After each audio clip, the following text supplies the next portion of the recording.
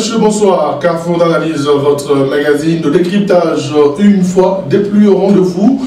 Eh bien, aujourd'hui, on va revenir sur des questions d'actualité, la tenue de la tripartite à Kinshasa, avec notamment les résolutions qui en sortent que nous allons décrypter dans ce magazine. Carrefour d'analyse, élection en République démocratique du Congo. La CENI parle de 504 jours. Et les contours de cette question, nous décryptons bien entendu la question dans ce magazine. Eh bien, nous avons trois invités, la majorité, l'opposition et la société civile, l'OCCI de Lambermene-Malanga. Avec nous sur ce plateau et ce parti est représenté par Daniel Bouloko. Daniel, bienvenue. Merci beaucoup, José. Voilà. Nous avons l'ASBEL arrêté de nous faire tuer, qui représente la société civile. C'est Dr Bergeron qui nous fait l'honneur d'être avec nous. Dr Bergeron, bienvenue. Merci beaucoup. Alors, l'opposition, c'est l'UDPS. Le parti d'Étienne Tshisekedi Mulumba, représenté par Maître Céline Kanyeba, je m'excuse. Maître Céline est cadre de la Fédération de Lubumbashi. Merci de nous faire confiance en venant dans ce magazine. Je suis également honoré d'être sur ce plateau. Voilà, on va débuter ce magazine dans les avis de considération des politiques par rapport à la thèse de la tripartite dans ce baladeur. Parce qu'aujourd'hui, nous sommes en train d'assister à un communiqué creux à la hauteur d'Olengankoy et Bruno Tshibala. Donc, je vais dire des ventriotes. Aujourd'hui, le peuple n'a besoin que des élections, pas plus que ça. Et c'est à l'issue des élections qu'on va recouvrir le panier de la ménagère. Aujourd'hui, les faux fuyants, c'est quoi? C'est l'enrôlement de Congolais de l'étranger. Ça fait plus d'une fois que nous faisons les élections, il n'y a jamais eu l'enrôlement de Congolais de l'étranger. Nous ne sommes pas dans la politique de l'exclusion, mais nous sommes en train de voir, quant aux enjeux de l'heure, on sait y compris la situation politique, la crise que nous traversons, c'est les élections qui doit vite nous apporter l'apaisement et la tranquillité du peuple congolais. Mais aujourd'hui, nous sommes en train d'assister à quoi? À ce que nous appelons de l'amalgame, c'est la masturbation politique. Si la tripartite a eu lieu conformément aux accords de Saint-Sylvestre, parce que nous leur avons promis de ne jamais violer ces accords, voilà pourquoi la majorité présidentielle reste dans l'esprit de l'accord de Saint-Sylvestre. La chose promise, chose réalisée, c'est-à-dire il y a eu tripartite. Nous avons eu à évoquer quelques préoccupations de la population.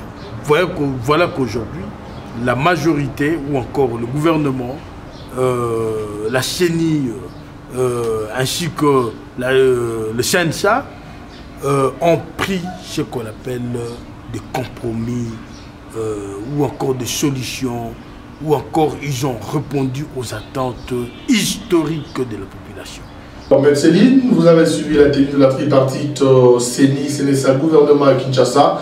Beaucoup de résolutions sortent de cette tripartite. D'entrée de jeu, quelle est l'impression que vous avez en ayant suivi la tenue de cette rencontre?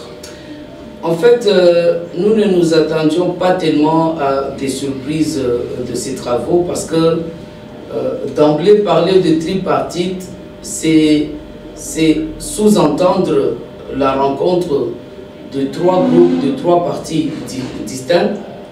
Mais ici, nous voyons que ce sont des services de la mouvance présidentielle qui se sont retrouvés dans une rencontre où ils ont parlé de leurs intérêts et ils ont sorti des résolutions qui n'ont rien à voir, qui n'ont aucun rapport avec le peuple congolais.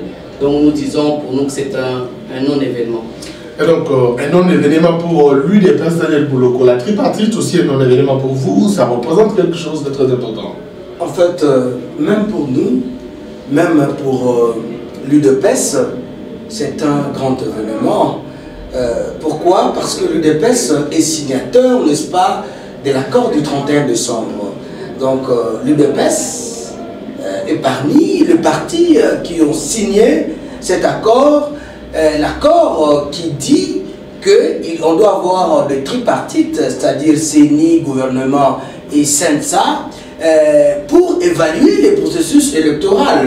Et si maman n'a pas encore compris que l'UDPS est parmi les signataires de cet accord, eh bien, maintenant, je le fais l'honneur de dire que l'UDPS est parmi les... Non, mais Céline vient de dire que c'est non événement pour l'UDPS. Bon, mais Céline vient de le dire. Si seulement que... Je voudrais juste donner une précision. J'ai bien dit ceci. J'ai bien dit que la CNSA, dans sa configuration actuelle, n'a rien à voir avec l'opposition. C'est un service de la mouvance présidentielle. Voilà. La CNI, c'est également un service de la mouvance présidentielle. C'est pas le gouvernement de même. C'est pour ça que nous disons que l'UDPS n'est pas concerné. Voilà, allez-y. Ben, je disais que c'est un grand événement pour notre pays parce que de cette tripartite est sorti aujourd'hui des résolutions qui peuvent amener encore plus loin, n'est-ce pas, le processus électoral de notre pays, c'est-à-dire le faisabilité électorale qu'on a essayé dans cette tripartite d'en parler. Et il y a beaucoup de poches noires qui étaient encore dans ce qui concerne, n'est-ce pas, l'accord du 31 décembre. Mais à partir de cette tripartite, il y a des options qui ont été levées, notamment la composition de commissions. Il y a 3 commissions, des commissions qui seront mises en pied, pour, n'est-ce pas, essayer d'accompagner le processus électoral dans notre pays. Alors, docteur Benjamin, votre lecture. Merci beaucoup. Le Congo, c'est un pays d'événements. Les événements ne manquent jamais. Tripartite, CENI, CNSA, gouvernement. Bon, si ces 3 institutions devraient tenir compte du document qui leur donne mandat, entre autres l'accord signé le 31 décembre, c'est cet accord qui donne mandat à toutes ces 3 institutions. Mais de voir ce qui se passe, ce que la CENI vient de proclamer, même nous au niveau de la société civile, nous avons constaté que c'est mettre encore au début dans le fait, alors qu'il fallait appeler les sapeurs-pompiers pour qu'on mette plutôt de l'eau, afin que le fait puisse être éteint. Vous préconisez donc 504 jours, alors que l'accord vous a dit que vous devez aller jusqu'à fin décembre 2017. Au cas où cela ne pouvait pas être possible, une prolongation, bien sûr, d'une année pouvait être donnée. Mais dans ce qui est en train d'être envisagé, nous allons même au-delà de cette année-là des prolongations. Moi, je pense que dans ce pays, nous sommes maintenant aux 3e élections. En 2006, après la signature de l'accord global inclusif signé à Sun City, Malmalou, qui était à la première session, à la première édition, il a organisé des élections. D'abord le référendum. Après le référendum, il y a eu l'enrôlement des électeurs et l'organisation même des élections. Les élections présidentielles ainsi que les élections provinciales. Puisque nous avons eu des députés provinciaux avec les assemblements provinciales. Mais, donc des assemblées provinciales. Mais en 2011, on ne fait que dégringoler. Nous quittons des 2 élections organisées, nous arrivons à une seule élection. Et cette fois-là, d'ailleurs, s'il n'y a pas des élections à 2 tours, un seul tour. Une élection à un seul tour et tout est joué. Et par rapport à cette aujourd'hui tripartite, en tout cas, la tripartite, nous pensons que c'est donc les CNSA qui devraient jouer vraiment son rôle de catalyseur, son rôle de médiateur. Le CNSA est en train de se rallier, ça devient comme un service connexe de la CENI, puisque les travaux que la CENI est en train de faire, ça devrait se faire à côté et le CNSA devrait amener des amendements, oui, des amendements de fond. Mais quand nous voyons ce qui se passe, le CNSA ne fait pas son travail, il ne fait qu'accompagner ce que la CENI est en train de faire. Voilà. Mais si nous pouvons entrer dans l'historique même de la CENI, à notre niveau, au stade où nous sommes, nous demandons c'est notre peuple congolais de dissoudre cette institution de paix et de démocratie, puisqu'elle n'a pas qualité de faire cette. On va y revenir. Alors, la tripartite donne le droit, ou reconnaît le droit de la CENI à pouvoir publier un calendrier réaliste. Or, la CENI a déjà parlé de 504 jours. c'est réalisable ce 504 jours par rapport à non seulement au calendrier qui est en train de venir, mais aussi à la tenue des élections, selon la tripartite? En fait, nous revenons à l'accord de la Saint-Sylvestre, cet accord qui a donné un peu de laisse au pouvoir en place, en croyant que, en fin de compte, ce pouvoir va manifester un peu de dignité patriotique et organiser les élections conformément non plus à la Constitution, parce que cet accord a même dépassé la Constitution. Mais aujourd'hui, si on veut nous parler de 504 jours, nous sommes au mois d'octobre, nous courons déjà vers la fin du mois d'octobre, nous comprenons seulement que le pouvoir en place, M. Joseph Kabila et tout son gouvernement et son CENI et son CNSA ne veulent et n'ont aucune intention d'organiser les élections conformément aux accords de la Saint-Sylvestre. Nous l'avions déjà proclamé, nous l'avions déjà dit. Nos frères qui sont en face ont toujours dit, vous nous prêtez des intentions, nous avons l'intention d'organiser les élections, mais aujourd'hui, ils viennent de nous donner raison. Nous crions tous et chaque fois sur ce plateau que le pouvoir en place n'a nullement l'intention d'organiser les élections. Je veux vous dire que ce calendrier, c'est le calendrier de la mouvance présidentielle. Le peuple n'est pas d'accord avec ce calendrier.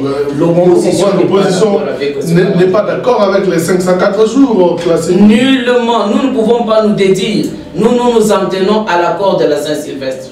Et nous nous en tenons à ce que si, d'ici fin décembre, les élections ne sont pas organisées, d'ailleurs, elles ne seront même pas organisées, ça c'est certain. Parce que nous courons déjà vers la fin du mois d'octobre, et bien nous allons appliquer l'article 64. On n'en est pas encore là, Daniel Pouloko. 504 jours, finalement, vous ne voyez pas que la CENI est en train d'aller au-delà même de l'accord de la Saint-Sylvestre qui prévoit une année? Non, non.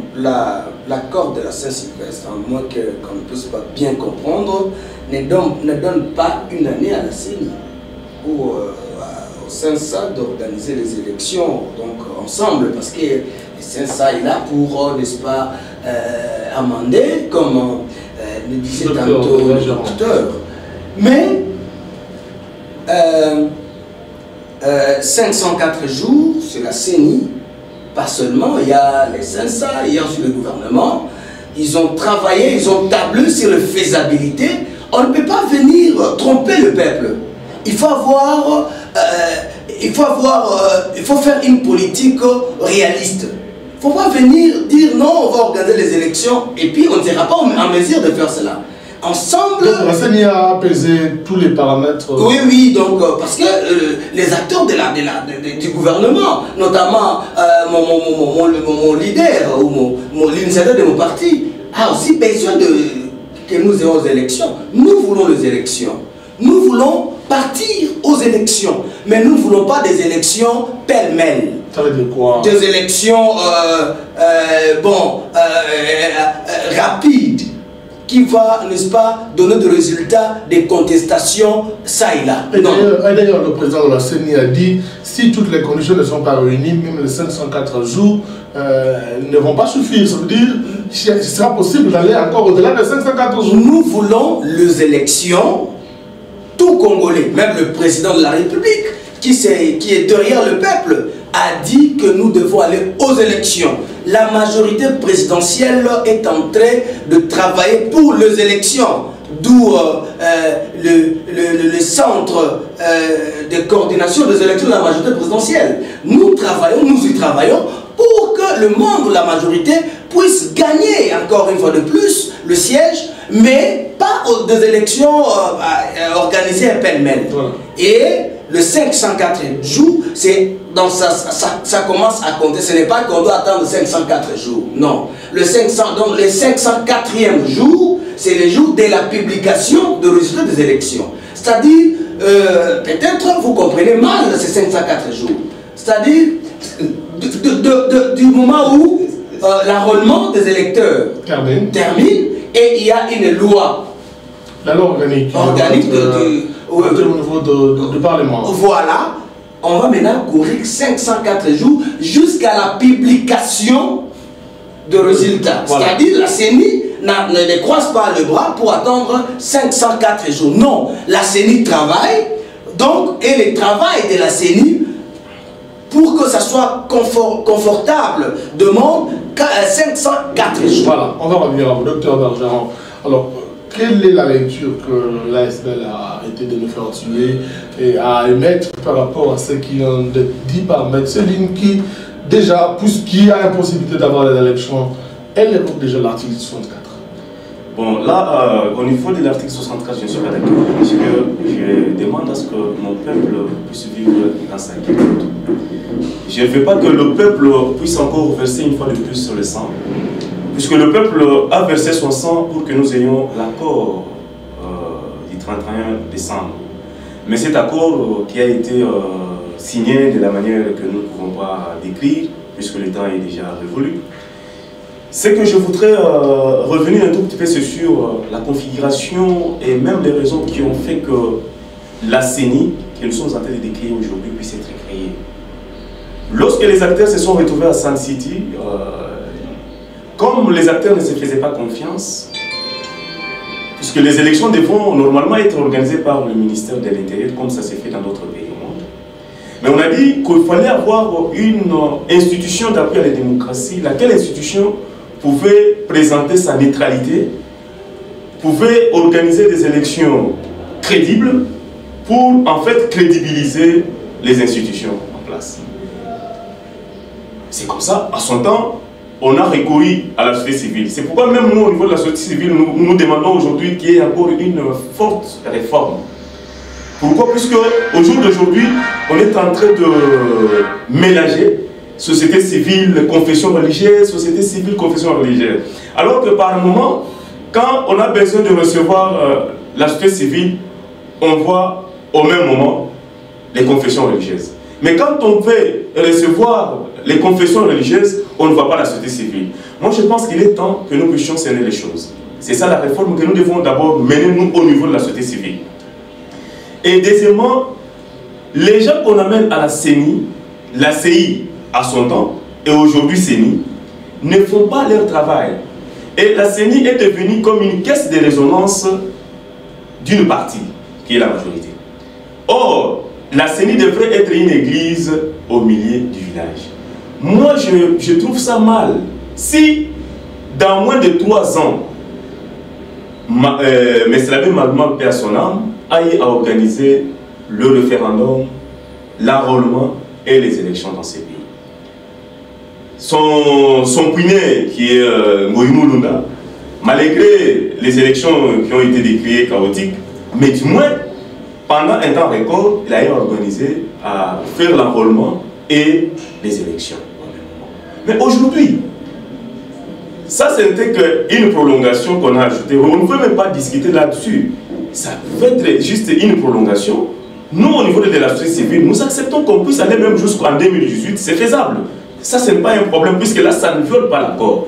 Mais lorsqu'on dépasse 2018, moi là, je pense qu'on est en train de violer le même accord qui donne la légitimité à toutes les institutions de la République. Alors qu'est-ce qui est faisable, docteur Bergeron? Parce que les 504 jours doivent être consommés selon la CENI avant d'arriver au C'est pourquoi nous, au niveau de la société... Non, ce n'est pas avant d'arriver au... Le jour même de l'élection, on peut se mettre... La publication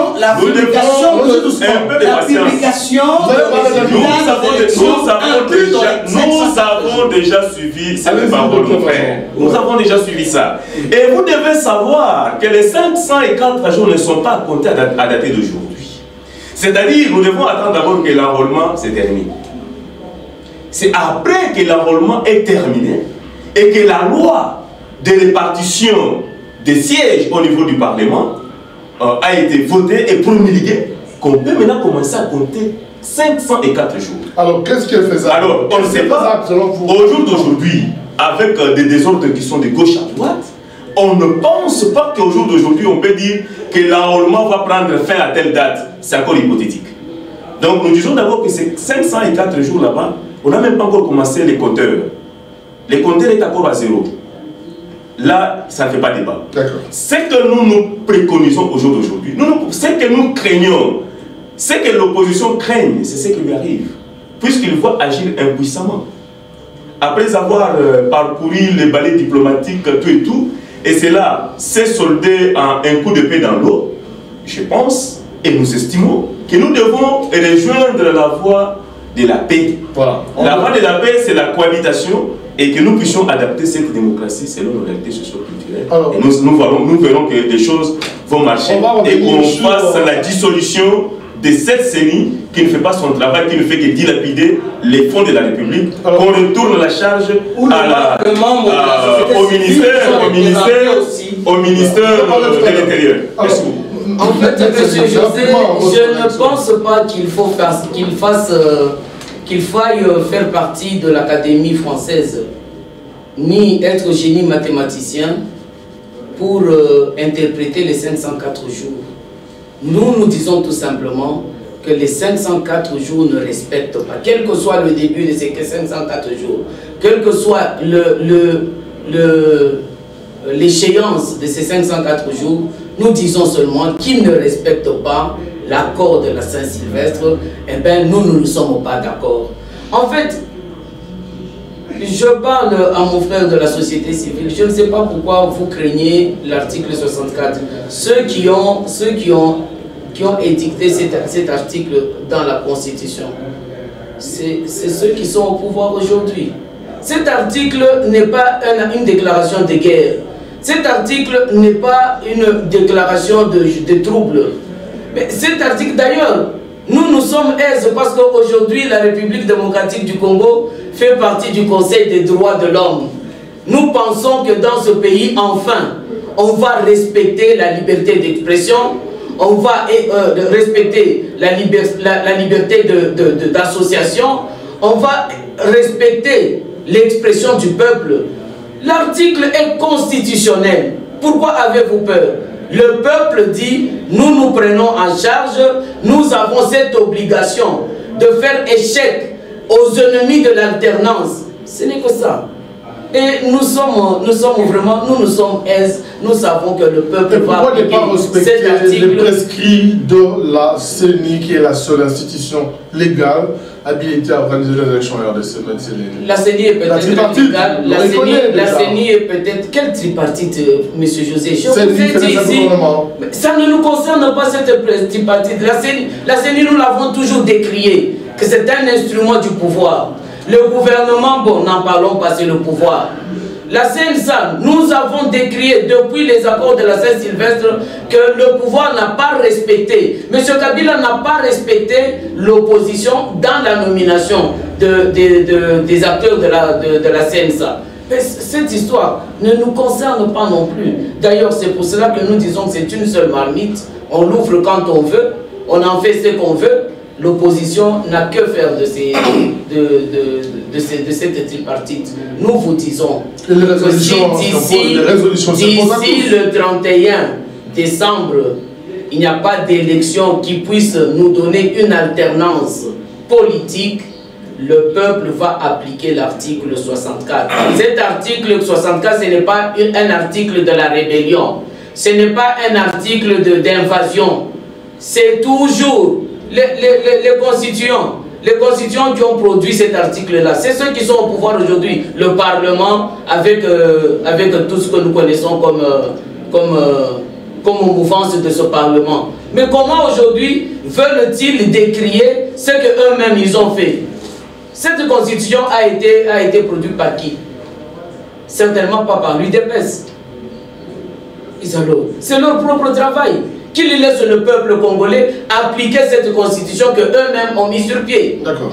Alors, vous allez réagir rapidement, parce qu'on veut parler d'un autre aspect par rapport à la tripartite. Votre réaction?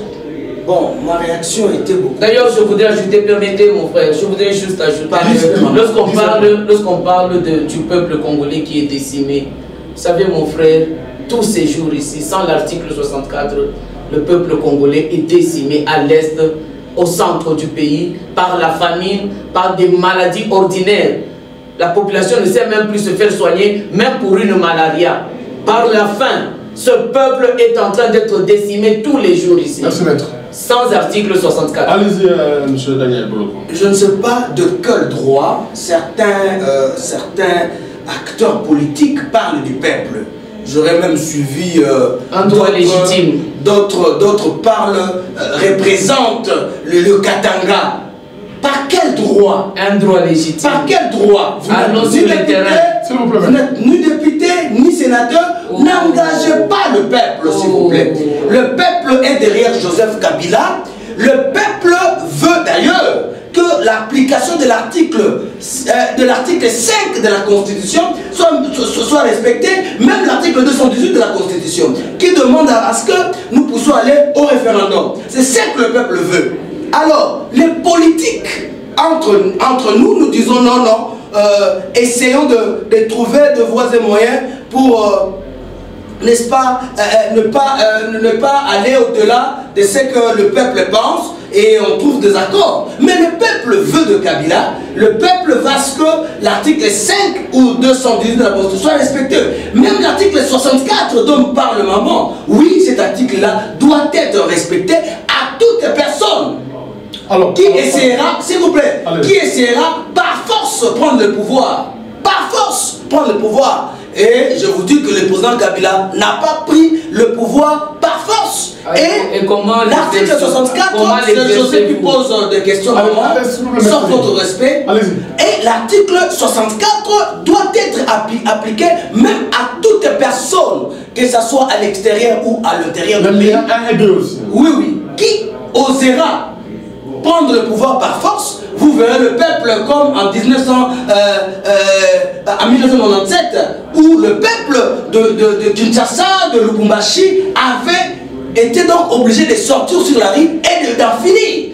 Donc l'article 64 devra être appliqué à toute personne qui osera prendre le pouvoir par force. Donc nous ne craignons pas l'application de l'article 64. Mais les peuples demandent plus l'application de l'article 5. Alors, Daniel, on va continuer.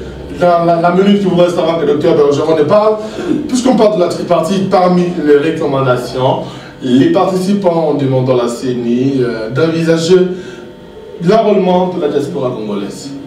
C'est dans la loi électorale, donc ce n'est pas quelque chose qu'on devra encore rappeler. Mais les deux dernières élections, on n'a pas soulevé la question d'enrôlement. C'est dans la loi électorale, c'est dans les accords, que ce soit du 18 octobre ou de 31 décembre, c'est des histoires qui se trouvent déjà dans les accords. Donc, on n'a pas à rappeler à la CENI que la CENI organise, parce que nous avons nos frères qui sont en Europe, qui sont en Amérique, qui sont dans d'autres pays d'Afrique, qui doivent, ce sont des Congolais, qui doivent aussi élire. Vous comprenez leur candidat, le candidat de leur choix. Ils sont Congolais, bien qu'ils sont à l'étranger, ils ont tous les droits, n'est-ce pas, comme nous autres. Mais tout ce temps, ils ne votaient pas, c'est pas seulement maintenant. Mais il n'y avait pas, José, il n'y avait pas l'article, il n'y avait pas l'accord du 18 décembre, il n'y avait pas l'article... Du 18 octobre. Du 18 octobre, il n'y en avait pas aussi du 31 décembre.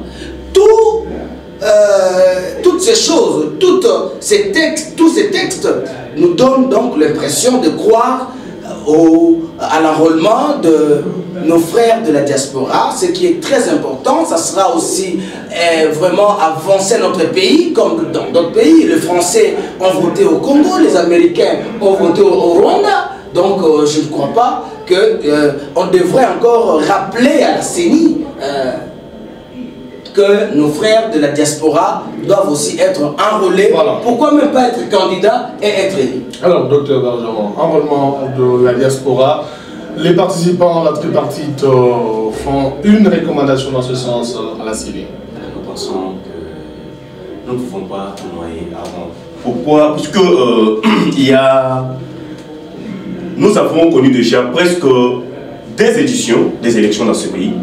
Mais on n'a jamais pensé à enrôler la diaspora. Mais aujourd'hui, pourquoi on va penser à enrôler la diaspora? Parce qu'il y a les accords de décembre. Quand même, donc les patience, c'est moi qui ai la parole. C'est moi qui ai la parole. Allez-y, docteur Bergeron. Nous devons savoir que ça ne sert à rien de tromper notre peuple. Et quand vous dites que personne n'a le mandat de parler au nom du peuple, non. Rassurez-vous que ce n'est pas aux députés seulement qui sont les meneurs d'hommes. Il y a aussi le syndicat du peuple. Il y a aussi des syndicats du peuple qui doivent défendre les intérêts du peuple. Là, nous ne pouvons pas nous voiler la face. Nous, au niveau de la société civile, nous sommes en train de chercher à mettre un peu de l'eau dans le feu pour que les choses puissent marcher, puisque nous avons vu que notre peuple est en train de croupir dans la misère. Pourquoi? Puisqu'il y a un bras de fer entre l'opposition et la majorité.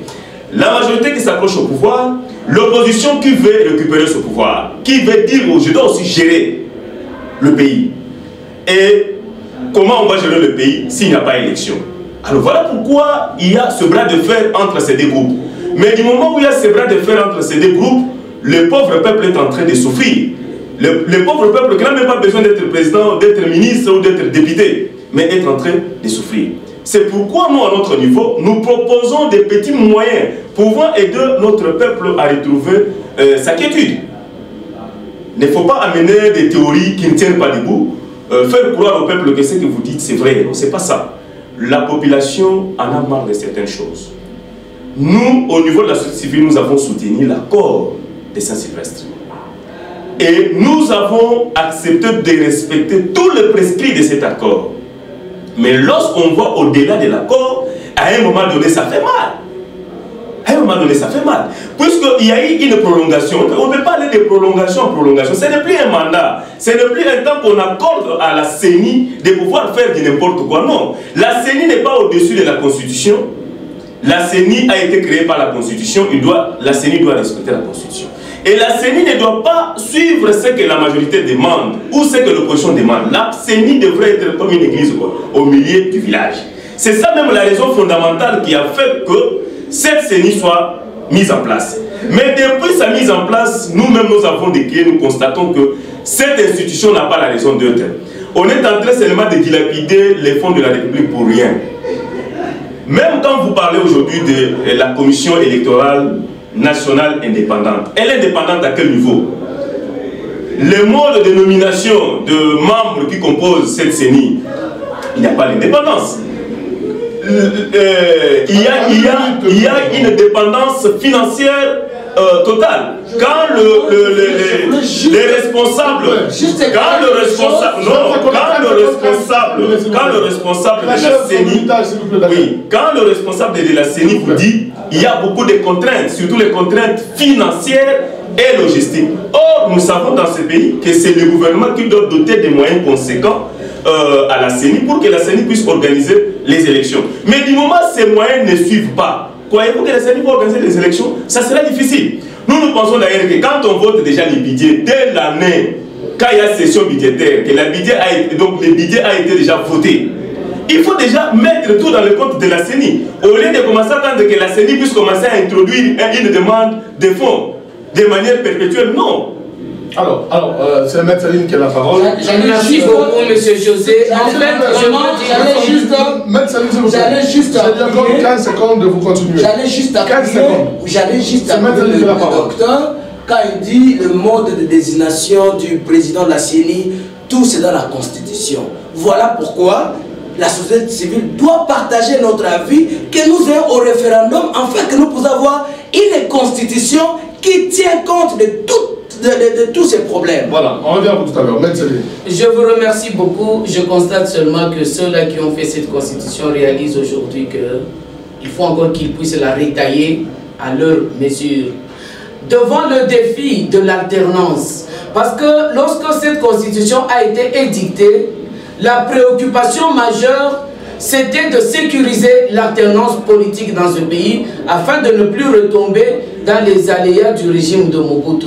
Nous allons évoluer. Vous parliez tout à l'heure d'une réaction. Avant la réaction, je voudrais que vous puissiez également placer le mot par rapport à l'enrôlement de la diaspora. Je dois éclairer au peuple que nous ne faisons pas une course. Nous ne sommes pas en train de courir vers les élections, non. Oh, nous voulons, s'il vous plaît, nous ne courons pas vers les élections. Nous organisons les élections. C'est ça la nuance. On ne court pas, on ne suit pas l'élection qui est entre les élections qui sont en train de courir.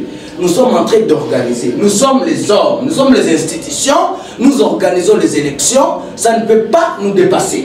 C'est-à-dire, nous allons prendre le temps. Ce n'est pas nous, le peuple, la CENI a demandé un temps. Et puis à un certain moment, nous n'allons plus contredire, n'est-ce pas, la société civile ou l'opposition.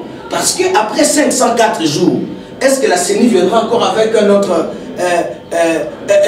autre programme? Vous comprenez? Oui, il demande le temps, nous donnons le temps. Nous voulons aller aux élections, José. Je veux être député provincial, maillot jaune de la ville de Lubumbashi, et je serai. Mais pas dans la précipitation. Non, mais ça devient une chanson. Pas dans la précipitation. 2016, c'était la même chose. Nous sommes en 2017. Ce n'est pas dans la précipitation, José. Un conte de fait. Ce n'est pas dans la précipitation. Si les guides de la montre roulaient si vite que le ventilateur, n'est-ce pas, nous aurons de 4 h du matin à 2 h. Je ne sais pas si vous avez compris. Nous serons à 2 h, mais ça sera déjà 5 h ou 6 h du matin. Donc le but de la montre doit respecter chaque seconde, et de la même manière que la CENI avec un programme qui est très réaliste, que nous avons cru à ça, donc nous avons aussi pris notre mal à patience.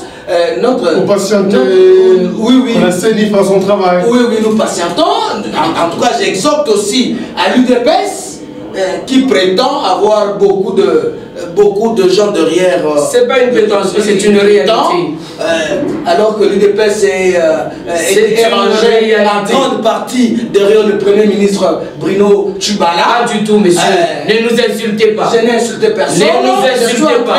Je suis en train d'expliquer. L'UDPS a sa grande majorité, n'est-ce pas? Parce que je suis en train de derrière Bruno Tshibala, je suis en train de me dire l'UDPS, moi, je sais que je peux vous dire, je peux vous affirmer que l'UDPS a sa grande partie aujourd'hui et derrière le Premier ministre Bruno Tshibala. Donc, l'UDPS ne peut pas venir ici un jour nous faire croire qu'il a le peuple derrière lui. Non. Ne parlez pas au nom de l'UDPS, monsieur. Moi, je n'ai pas parlé. Je ne sais pas votre cuisine intérieure de la majorité. Non, ne parlez pas au nom de l'UDPS. Je ne suis pas venu vous énerver, madame. Je suis en train de dire la vérité. Je ne suis pas énervé, monsieur. Alors, rien de moi. Vous ne me connaissez pas. Je ne suis pas énervé. Alors, je ne m'énerverai jamais sur ce plateau. Alors, je crois que aujourd'hui, le peuple a besoin d'aller de l'avant. Nous ne courons derrière rien. On organise, c'est nous qui sommes. Les institutions sont représentées par des hommes, par de têtes. Dans les élections, je suis calme. Les élections dans 10 ans.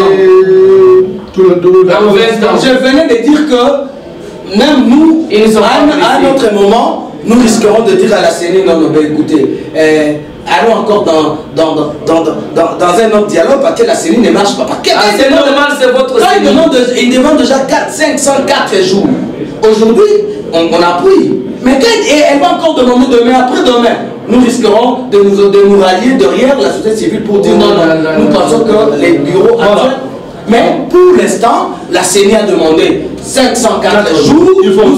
Ils doivent respecter cela parce que je disais que mon parti d'ailleurs, la CCU, a été rénové en 2012. Donc nous n'avons pas assez de députés. Nous voulons aussi avoir de députés, mais pas dans la précipitation. Voilà. Alors, docteur Bergermont, qu'est-ce que la société civile propose au regard de toutes ces divergences de vues entre les suivis entre opposition, majorité? Qu'est-ce qui est préférable? Juste milieu pour que finalement on puisse aller aux élections. Oui, en fait, nous pensons au jour d'aujourd'hui que les élections deviennent quasiment impossibles dans ce pays. Dans la configuration dans laquelle nous nous retrouvons aujourd'hui, il est difficile d'organiser les élections. Alors, pourquoi, même quand mon co-débatteur de gauche dit que on ne fait pas la course derrière les élections, non. Effectivement, les calendriers, les élections dans un pays, c'est un cycle. Voilà. Et le cycle n'a pas besoin de faire la course. Lorsque on vous donne un mandat, ce n'est pas que ce sont des élections qui doivent suivre vos caprices, mais vous devez tout faire pour être dans les limites requises. Et il y a des préalables que vous confondez. Je m'en vais, mon ami, tu as parlé longtemps, on a laissé la parole. Mais c'est pas... Daniel, s'il vous plaît. Même aux États-Unis, mais c'est José, protégez-moi quand même. Même aux États-Unis, il y a eu quelques jours protégez-moi quand qui même. ont été grillés avant la promulgation. Daniel, est-ce qu'on peut respecter les discours? En tout cas, c'est compliqué. Bon, allez-y. voilà. Vous comprenez, les élections, c'est tout un cycle. Et dans un cycle, on ne peut pas se dire qu'on doit courir ou on fait la course derrière quoi. On ne fait pas la course derrière quelque chose. Mais dire que lorsque vous avez pris mandat au niveau de la CENI, c'est pourquoi j'ai dit que la CENI n'a pas la raison d'exister. Hein. C'est une institution qu'on doit abolir seulement, que nous puissions remettre les mentors auprès du ministère de l'Intérieur. Et que ce ministère continue à nous organiser les élections. Pourquoi? Puisque aujourd'hui, c'est toujours le gouvernement qui a la même mise sur la CENI.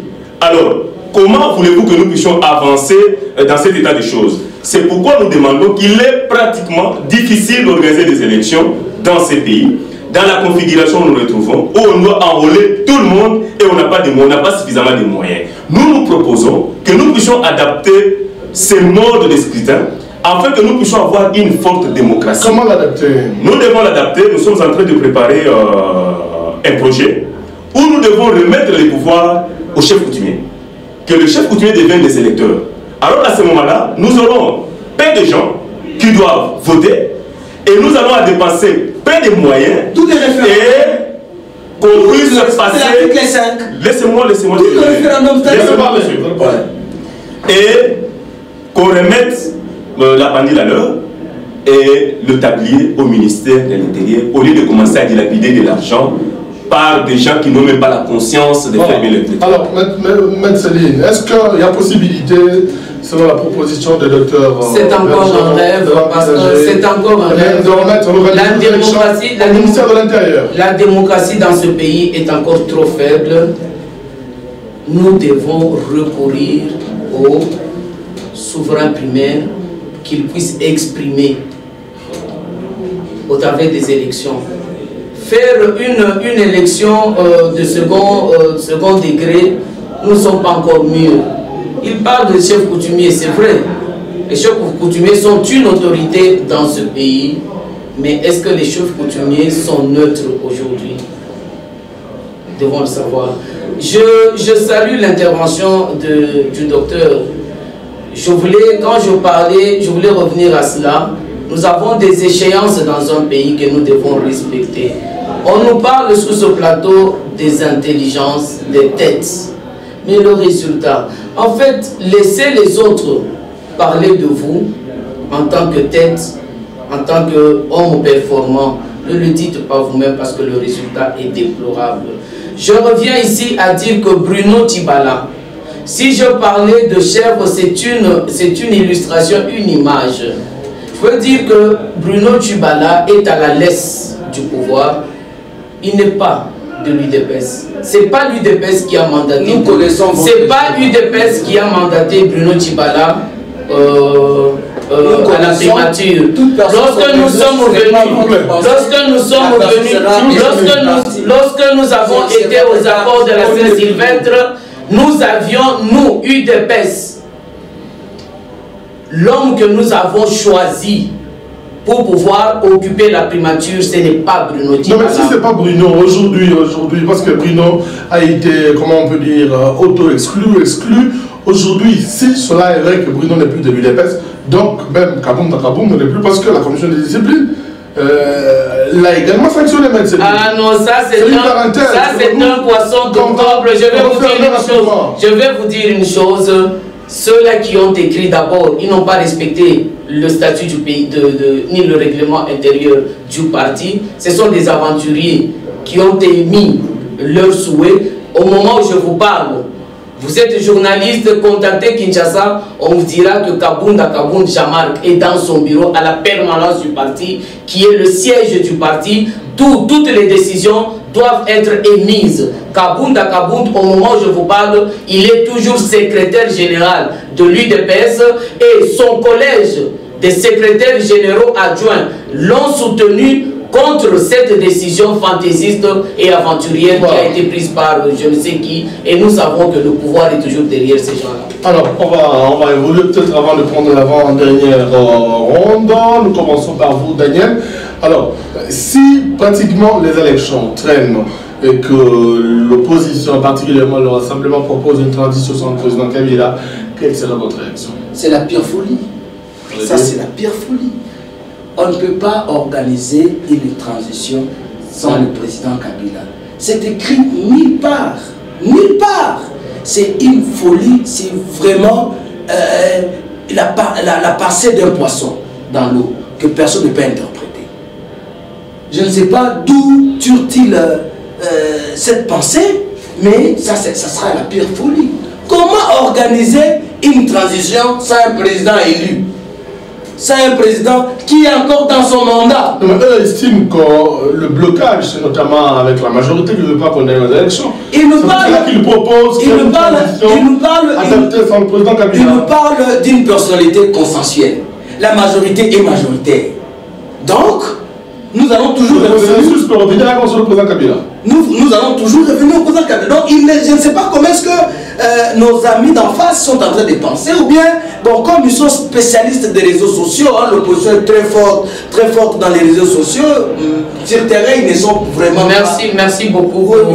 Oui, seulement, sur terrain, vous ne faites rien, mais sur les réseaux sociaux, vous... Que voulez-vous que nous fassions? C'est vous qui avez le pouvoir, monsieur. Allez-y, Daniel. Vous voulez que nous fassions quoi? Il faut proposer le rôle de... C'est vous qui occupez les institutions. Vous touchez l'argent, l'opposition touche l'argent. Si le peuple ne connaît pas, le peuple doit connaître. L'opposition est payée. L'opposition est payée. Donnez les preuves de ce que vous dites. Donnez des preuves de ce que vous dites, monsieur. Il y a beaucoup de preuves. Mais produisez-les. Vous êtes un intellectuel, produisez-les. S'il vous plaît. Nous parlions de la transition sans le président Kabila proposée par Je disais que ça sera la folie. Ce n'est pas une bonne manière de penser. Je ne sais pas d'où tire-t-il cette pensée, mais vraiment, je veux regretter si les grandes personnalités de ce pays peuvent arriver à ces niveaux très bas de réflexion. Je ne sais pas. Comme beaucoup d'entre eux, excusez-moi, prennent des décisions sous le coup d'alcool, peut-être, mais en réalité, vraiment, je veux beaucoup regretter. S'ils peuvent penser une transition sans le président Kabila, qu'est-ce qu'ils veulent? Si vous pensez à une transition sans président Kabila, c'est que ne parlons pas même de cette transition-là. Donc, on ne peut jamais avoir une transition nulle part dans le monde. C'est écrit nulle part, même pas sur un livre. Non, qu'on peut faire une transition. Non. Ce qu'il devrait d'ailleurs, à la place, n'est-ce pas, proposer, ce serait le référendum. Bon, nous ne voulons plus du président Kabila. Le référendum, pour la finalité. Pourquoi nous ne voulons plus du président Kabila? Alors, que demande le peuple par rapport à ça? On part au référendum et le peuple va s'exprimer. Mais ils savent que si on osait aller au référendum, le président Kabila et la majorité présidentielle vont encore le battre jusqu'à arracher tout le siège au niveau du Parlement, du Sénat. Ils le savent. Pourquoi est-ce qu'ils craignent les élections? Pourquoi est-ce qu'ils veulent que nous puissions aller? Ils craignent les élections. C'est vrai. Même si les élections seraient organisées en décembre, dit, bon, ça va, on organise, admettons, pensons que la CENI, je suis élu. Je suis ébahi. La CENI dit, oui, nous allons respecter au 31 décembre, nous aurons et ils seront les premiers à se lever. Non, c'est précipité.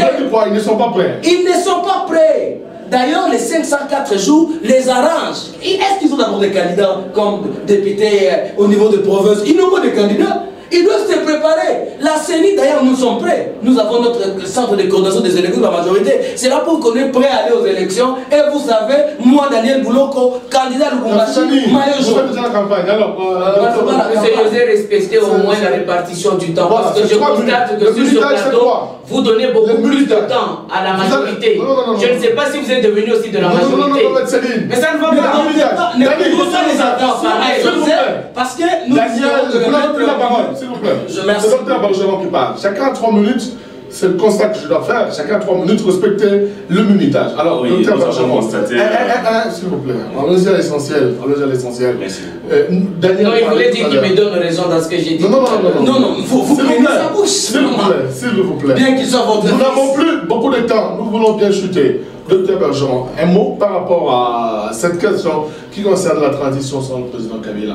A-t-il l'arrêté de nous nous ne voyons pas une transition sans Joseph Kabila, puisque c'est lui qui détient d'abord le mandat. Donc, pour le faire partir, il faut qu'il y ait une élection. Or, l'élection, je vous ai dit, les élections dans ces pays, dans cette configuration, ça n'arrivera pas. Nous allons des dialogues en dialogue, des transitions en transition, ça n'arrivera pas. Pourquoi? Puisqu'il y a une barrière, il y a des mirailles. Mirailles, c'est quoi? C'est l'enrôlement.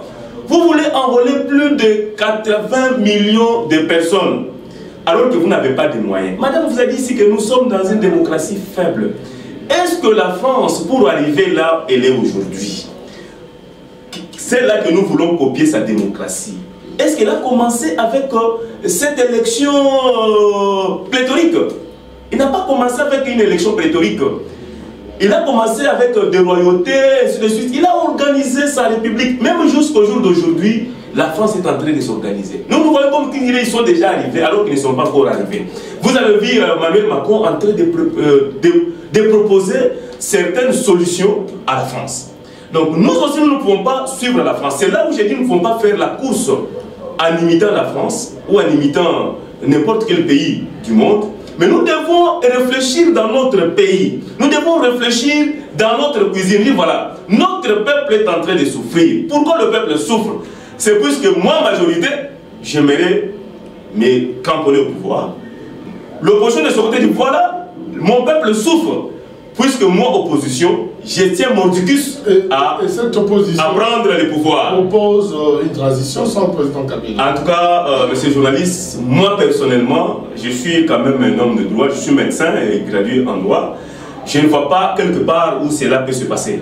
Je ne vois pas un texte de loi qui autorise ça. Donc c'est la folie. Alors... il n'a pas dit que c'est la folie. Non, je n'ai pas dit la folie. Je dis personnellement, en tout cas, même au niveau de la société civile, je ne vois pas ça. Mais ce que nous proposons, c'est une voie pacifique, c'est une voie sage. Puisque ce que nous créons aujourd'hui, nous risquerons de faire encore la transition comme de la période de Mobutu.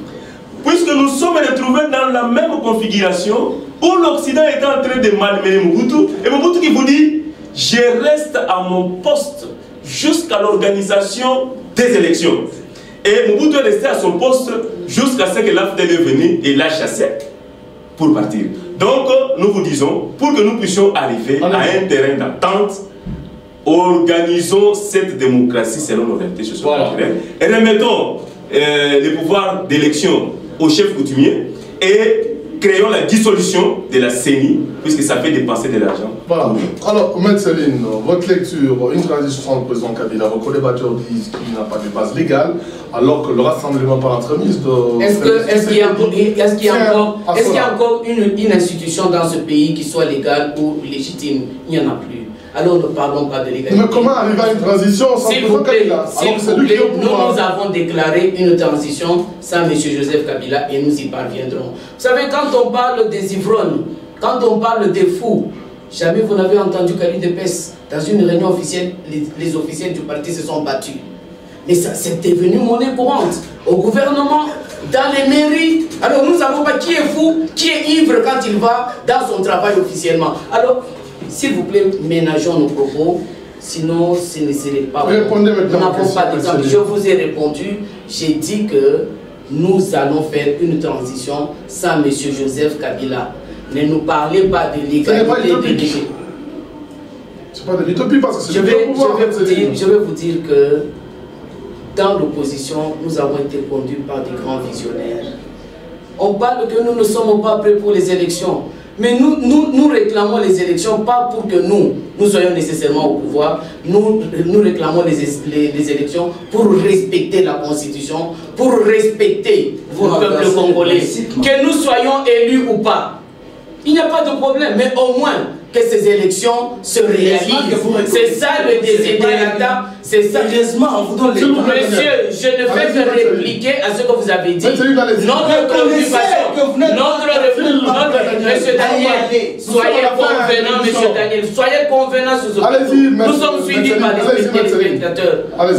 Nous disons que nous organisons, nous cherchons, nous tenons aux élections parce que c'est constitutionnel et c'est parce que c'est ça la légitimité que va nous donner le peuple congolais.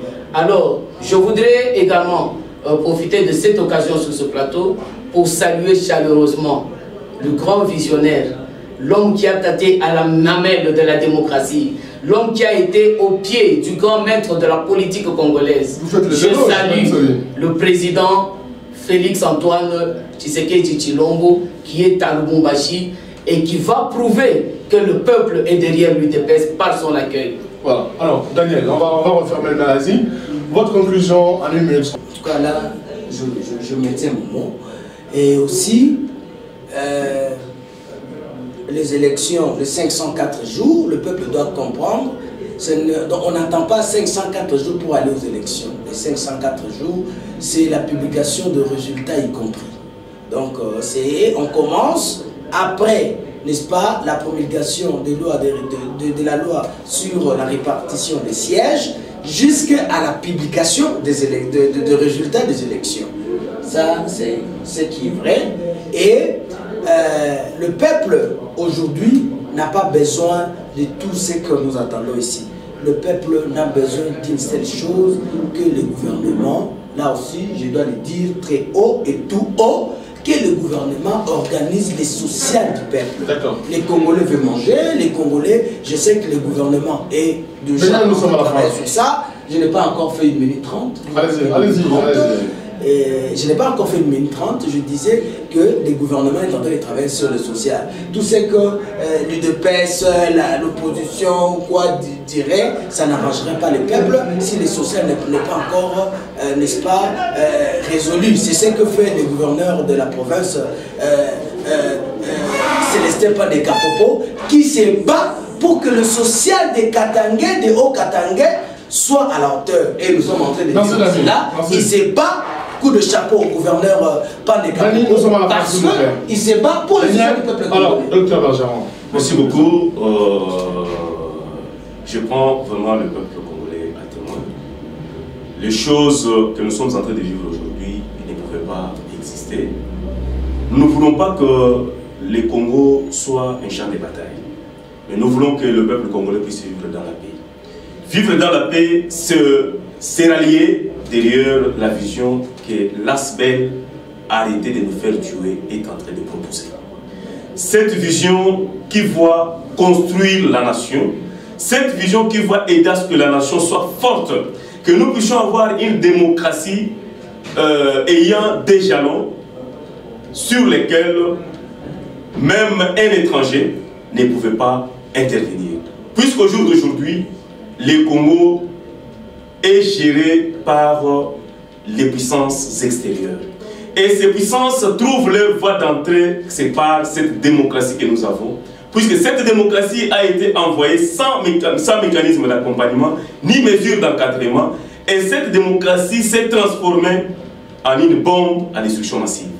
Voilà, au jour d'aujourd'hui, l'ASBEL arrêté de nous faire tuer a estimé que nous puissions tailler cette démocratie selon nos réalités, selon notre convenance, que le peuple congolais lui seul arrive à trouver que c'est si le monde qui doit mettre utile. Puisque lorsque les Occidentaux sont arrivés, ils n'ont pas trouvé le peuple congolais dans la rue, ils ont trouvé un peuple congolais organisé, un peuple congolais qui avait des rois, qui avait des chefs. Mais lorsqu'ils ont donné l'indépendance, ils ont placé les pouvoirs dans la rue, ils ont placé les pouvoirs sur les libéraux et le pouvoir a été anéanti. Voilà pourquoi au jour d'aujourd'hui nous demandons que ces pouvoirs puissent rentrer au chef coutumier et que les chefs coutumiers Chers téléspectateurs, il est grand temps aujourd'hui qu'on sente qu'on ne peut pas jouer avec le peuple congolais. Ici, sur ce plateau, nous sommes tous congolais et nous connaissons la réalité de ce pays. Ceux qui représentent la mouvance présidentielle peuvent dire que le pays est bien géré, mais ils ont des frères, ils ont des sœurs, Ils ont des parents qui sont leur propre jugement aujourd'hui dans ce pays. Nous disons que trop c'est trop. Nous demandons cette alternance. Si elle ne nous est pas accordée normalement, le peuple va récupérer son pouvoir et le peuple va exercer son pouvoir. Cela lui est reconnu par la Constitution. Ce n'est pas une rébellion, ce n'est pas un trouble, c'est tout simplement le respect de cette Constitution pour l'alternance. Il est grand temps que nous puissions respecter l'alternance pour consolider notre démocratie dans ce pays. Voilà, Madame Chesumazine Tchafer, merci à Maître Céline Kanyeba. Je rappelle que vous êtes cadre de l'UDPS. Merci d'avoir accepté notre invitation. Merci. Je vous remercie et je salue également mes co-débatteurs. Voilà. Merci à M. Daniel Bouloko. Vous êtes de CCU, le parti de la majorité présidentielle, le parti cher à la mère Médéo Malanga. Merci d'avoir accepté notre invitation. Merci, je salue la bravoure de maman. Et je suis parmi les gens qui défendent la femme et les jeunes. Donc, si nous avons aussi de maman comme ça, à la hauteur du débat, c'est encore mieux. Merci. Voilà. Merci à Dr Bergeron. Il est vice-président de l'ASBEL, l'arrêté de nous faire tuer une ASBEL dans la société civile. Merci d'avoir accepté notre invitation. Merci beaucoup, M. Jarvis. Je remercie tous les co-débatteurs et surtout Mme Kanyeba. Voilà. Ce magazine sera ferme, suivez-nous dimanche à 21h, juste à la diffusion lundi 14h. Merci à Marcela Ilunga qui était derrière la caméra pour la prise de vue, toute l'équipe technique, programmation et les autres. Merci d'avoir été avec nous. Suivez-nous également sur des réseaux sociaux, YouTube particulièrement. D'ici à ce que l'on se retrouve, portez-vous bien chez vous. Au revoir.